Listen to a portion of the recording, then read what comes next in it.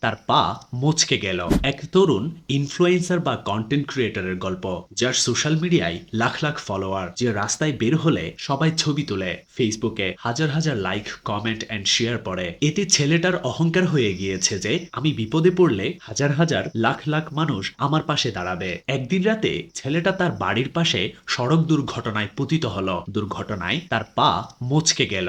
তাৎক্ষণিকভাবে তার মানুষের সাহায্য খুব দরকার ছিল। সে তার সোশ্যাল মিডিয়ায় পোস্ট দিল এবং অনেক ফলোয়ারের কাছে সে ইনবক্সে সাহায্য চাইল। কিন্তু অবাক করার মতো বিষয়, সবাই শুধু স্যাড রিয়্যাক্ট দিল। আবার কেউ কেউ আহারে কমেন্ট করে চলে গেল, কিন্তু বাস্তবে কেউ এগিয়ে এলো না। যখন সে একদম নিরাশ, তখন মাঝরাতে তার সামনে এসে দাঁড়ালো এমন এক প্রতিবেশী, যাকে সে অহংকারের কারণে এতদিন পাত্তাই দেয়নি, যার কোনো সোশ্যাল মিডিয়ায় অ্যাকাউন্ট নেই। সে এসে বলল, তোর বিপদের কথা শুনলাম, তাই আমি চলে এলাম। সে অভয় দিয়ে বলল, চিন্তা করিস না, আমি আছি তোর সাথে। তখন সে জলদি হসপিটালে নিয়ে গেল। এখান থেকে শিক্ষা হলো, ভার্চুয়াল দুনিয়ার লাইক কমেন্ট কখনোই আমাদের জীবনের বিপদের রিয়েল লাইফ সাপোর্ট হতে পারে না। তাই স্ক্রিনের বাইরের মানুষগুলোকে কখনো অবহেলা করবেন না।